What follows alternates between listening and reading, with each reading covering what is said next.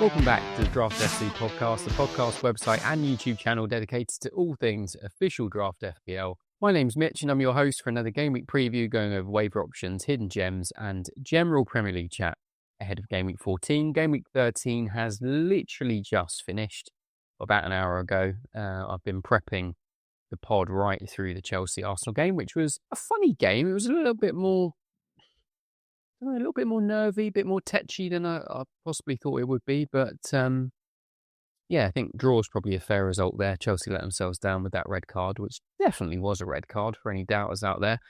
And it pains me to say that as somebody who's had Caicedo for quite some time. But I think this little -2 he's deposited for the team will be a little signing off -2 for now. And I think I'll be looking to waiver him out. And as somebody that actually consciously made 0 waivers for Game Week 13, I was pretty happy with the squad and couldn't see any obvious improvements to make. I'm now left with 2 or 3 issues that I need to sort out, one of which is Caicedo. The other big one is Ismail Assar, who's picked up what looks like an ankle sprain.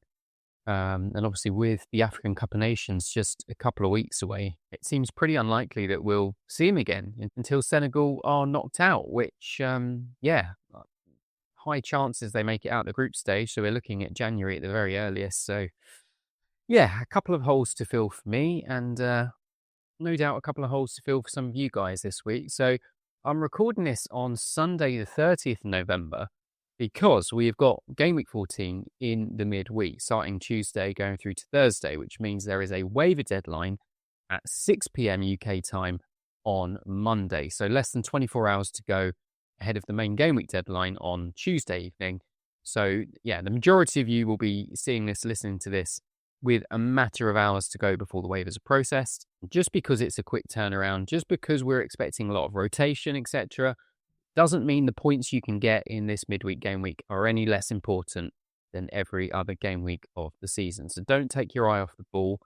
As I'll discuss, there will be lots of rotation, I'm sure, in these midweek games. So you need to make sure that your bench is robust enough to handle that and that you've got options to come off of there and help you out if you need to. So in the interest of time, I have still prepped pretty much all the usual stuff that we would go through for the Game Week preview, but I'm going to just try and be very quick and snappy with it, as I'm sure you'll all appreciate. So let's get into it. So let's kick things off with Waiver Watch. The players coming in, the top 5 from last week were Harvey Barnes, Callum Wilson, Minter, Elliot Anderson, and Michael Keane. Reasonable moves there. And the players leaving, we had Garnacho, Gusto, Gravenberch, Mosquera, Reinders, Fofana, Casemiro, and Anthony's. Quite a lot of starters there, actually. Quite a lot that started today and yesterday. So perhaps we'll see 1 or 2 of these faces in the most wavered in pile for next week. Anyway, on to some key injuries and suspensions. And aside from Ismail Assar, who I just touched on, most of the players that are going to be missing now are due to disciplinary reasons. So the only other one that we had an update on was Kieran Trippier. He's expected to miss a few more weeks now. So if you've got him, I'm pretty certain to say he's a drop. The rest, as I said, all disciplinary. Let's start off with the really naughty boys. So Cook for Bournemouth, straight red card for an elbow. He'll miss the next 3 games. Caicedo, obviously in the game earlier this evening with a straight red card. So he'll miss the same 3 games through to Game Week 17. Lucas Paqueta got 2 yellow cards. Now, I was trying to rack my brain as to what the rules are in this scenario because he was on 3 yellows before this game and got his 4th and his 5th yellow pretty much in the space of about a minute because he just carried on and just talked himself into that second one. So I think what happens is he gets a 1-match ban for getting a red card, and then as soon as he gets another yellow card, I believe he will get another ban because he missed his 5 yellows ban. Some of you may know better than me. They may have announced something on the commentary if you were watching that game. I wasn't watching it live, so that's what I think is going to happen. But as I said, I'm happy to be corrected if that is not the case. Either way, he's not playing next week. So given his form and how he looked in that game, probably a drop either way. And then we had a couple join the 5 yellows club, all for Bournemouth too. Brooks and Senesi will also miss the midweek fixtures before returning for next weekend in Gameweek 15. So yeah, a few players there that are going to be missing for Bournemouth, but I think they'll be able to cope okay with it. So in terms of the fixtures for this midweek, the ones on Tuesday, Bournemouth at home to Everton, and two teams that are in very up and down form. Fulham at home to City, Newcastle at home to Spurs. That is a banker of a game for Newcastle, and I've got a couple of their players on the slides later on. Arsenal at home to Brentford, Brighton at home to Villa, Burnley at home to Palace, Wolves at home to Forest. Forest are another team you won't be surprised to hear are going to feature quite a bit. Leeds at home to Chelsea, Liverpool at home to Sunderland, and then United at home to West Ham on Thursday. Again, should be a pretty nice fixture for any of your Man United players. So let's talk about some main picks very quickly. So you'll notice a bit of a theme emerge with some of the picks on this episode, which is that there are going to be a number of players who, conventionally speaking, are not regular first 11 starters, but I think will probably get rotated in for the midweek fixture. And the first one that applies to perfectly, that is Ryan Aït-Nouri, who's, he's obviously been pushed out of the team because he missed a load of time through injury, and then O'Reilly's just done very well there. But I suspect we will see Aït-Nouri line up at left back for that trip to Fulham. Still plenty of availability there, and we know what he can do on his day. Gusto for Chelsea, I think, is probably quite a safe pair of hands.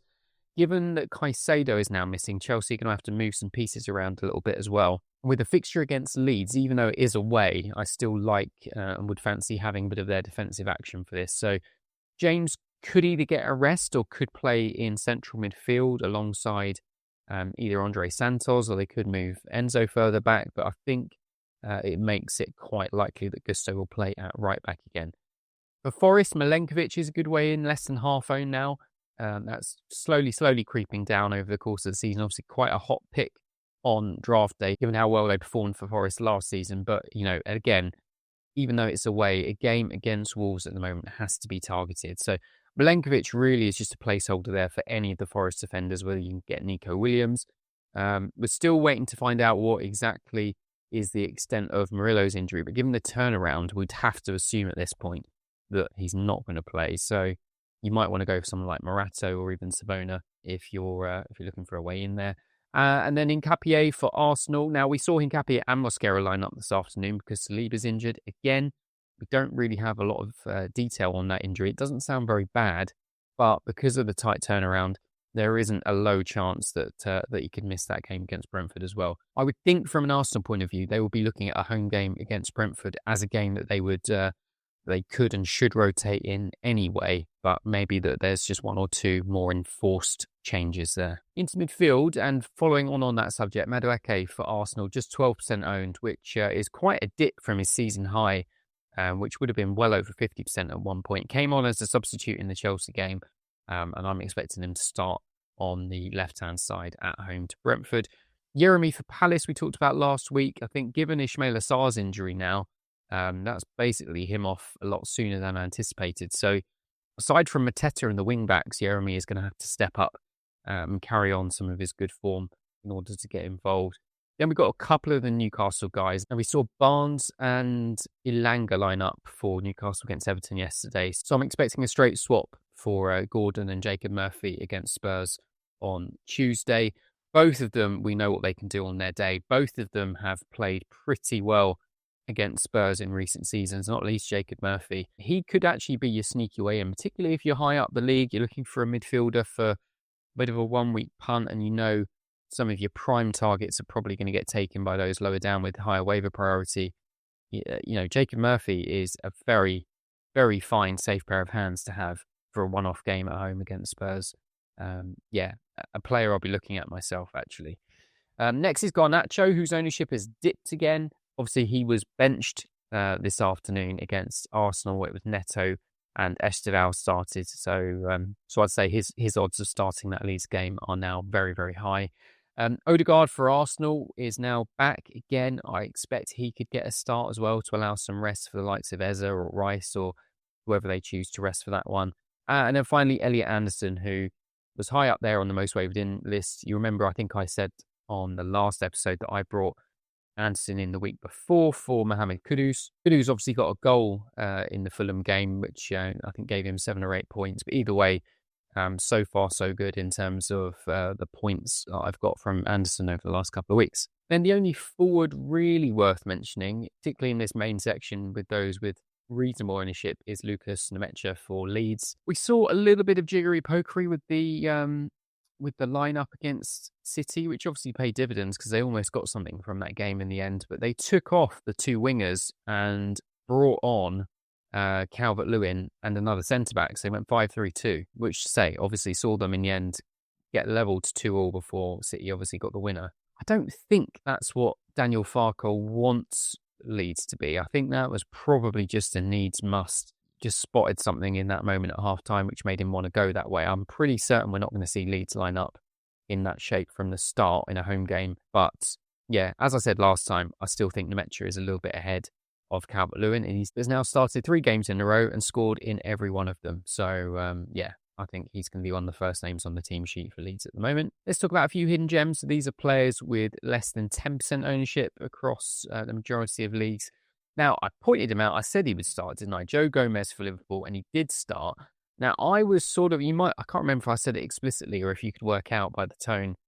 I thought Gomez could start as a centre-back pairing. Though, to be fair, we haven't really seen centre-back Gomez for quite a while now. That really is him seemingly a square peg in a round hole. We've mainly seen him as a right-back option.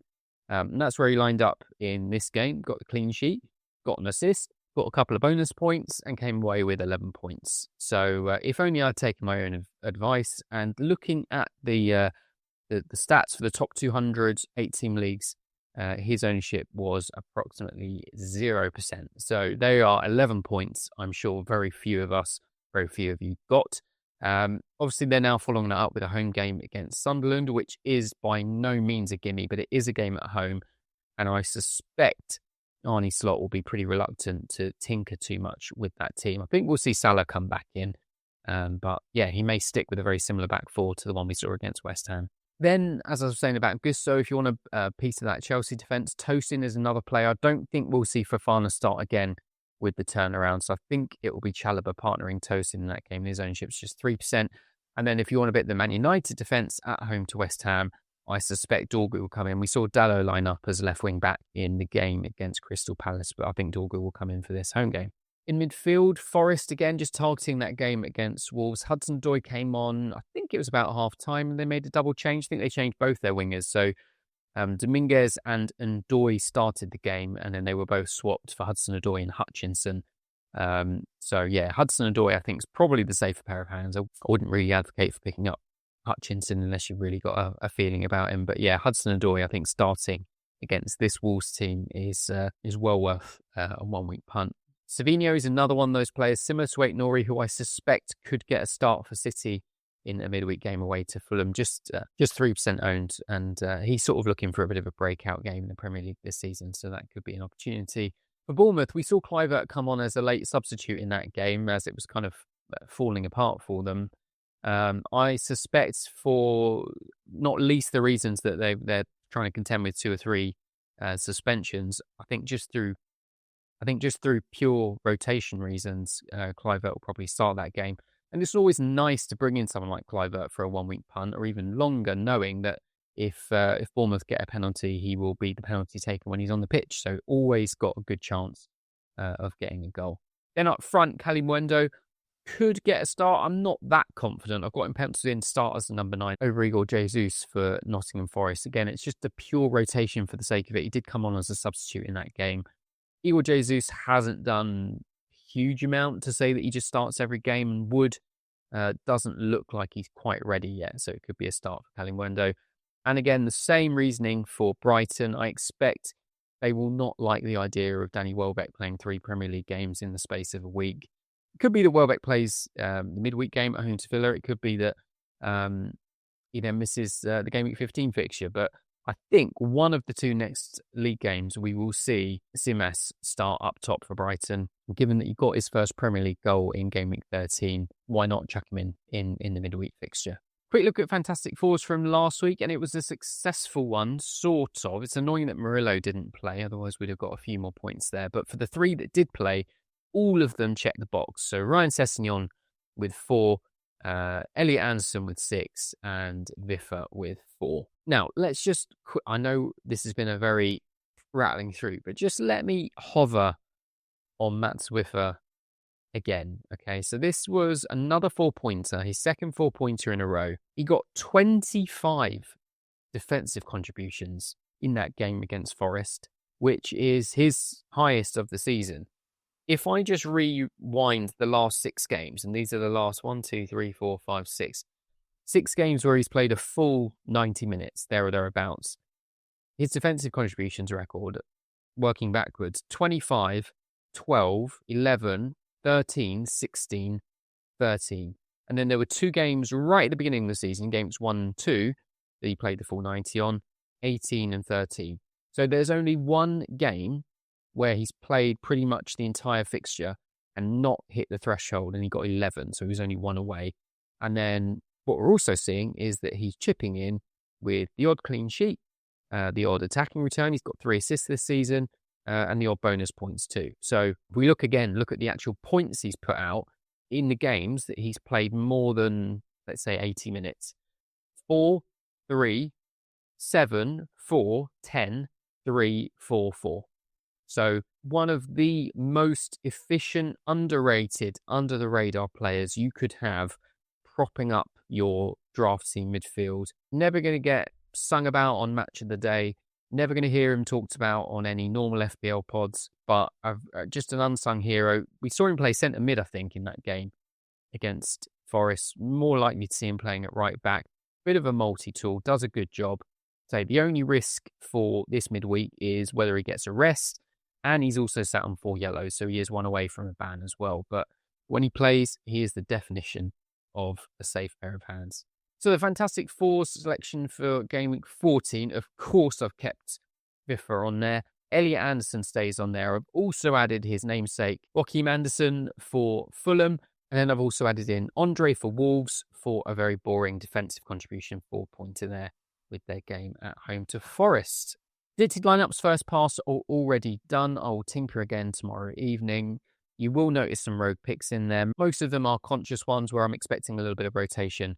I have probably undercooked the amount of rotation that we'll see, so just bear that in mind. If you look at a fairly settled 11 and see that I've made a couple of changes, it could be that there's 3 or 4. So yeah, even though I've made some of those bolder calls, I still think there's probably going to be a few more surprises to be seen. So that'll do for this one. A quicker one than usual, hopefully anyway. If you like what you hear, then make sure you're following on whichever podcast platform you get the episodes on. If you like what you see, hit the subscribe button, give us a thumbs up, and drop a comment below, and I'll try and get back. I should get a bit of time late Monday, so I actually have some nice pre-waiver time to sit down and respond to any of your questions. I didn't get a spare minute last week, so I know lots of you would have commented, and I've totally blanked you all, which I apologise for, and I'll endeavour to put that right for this one. Give us a follow on X at draft_FC. Head over to draftfc.co.uk and check out what we've got on offer there for signed up members if you've never done that before. As I said last time, now is a great time to sign up on the old monthly subscription because there is a lot of football to be had in a relatively short period of time. So it's just $3.99 a month. So even if you just got the 1 month to check out what's going on, you will get a lot in that time. And Draft FC Taz is constantly tinkering and making updates and improvements pretty much every day and as we speak, as I'm recording right now. So best of luck to you all for the midweek fixtures. Do not forget the waivers. This is definitely one of those scenarios where at the moment you're listening to my voice right now, open the app, open the website and start penciling in some waivers that you've been thinking about now, because otherwise you'll be at work, you'll be at school, you'll be at college, wherever you are. It'll get to the end of Monday and suddenly you'll think, oh crap, what time is it? It's 6:05. The waivers are processed and you've missed out on everyone that you wanted. I'm hoping for a little bit of a better week of sport in general. So we had England messing up the Ashes, had Spurs lose. How many times have Spurs lost now? 3 times in a week. Eagles threw away 21 points to the Cowboys. Yeah, it's not been a fun week. I'm expecting Spurs to get a thrashing against Newcastle tomorrow night as well. The Ashes kick off again on Thursday. Thursday, of course, we will have to already be doing the next game week preview ahead of game week 15. I forgot to mention that, but no doubt you've realised. So yeah, there'll probably be another quite quick one just to get some of the key points out for those ones. After that, we have a normal week for me to record, prepare, and for you to think about your draft team. So until then, and until next time, stay sure.